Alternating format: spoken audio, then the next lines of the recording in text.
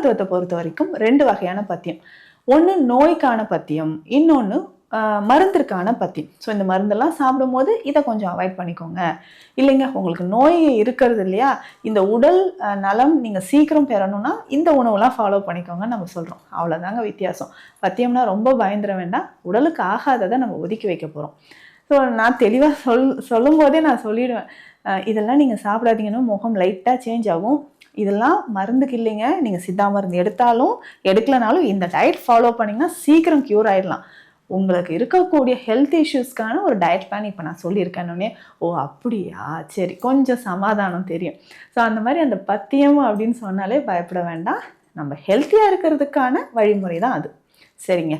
அடுத்த 2வது கேள்வி பொதுவாக எல்லாரும் கேட்குறது என்ன தெரியுமா, டாக்டர் எனக்கு இனிப்பாக ஏதாவது இருந்தால் கொடுத்துருங்க, சித்தா மருந்துனாலே கசக்குமாமே கேள்விப்பட்டிருக்கேன்.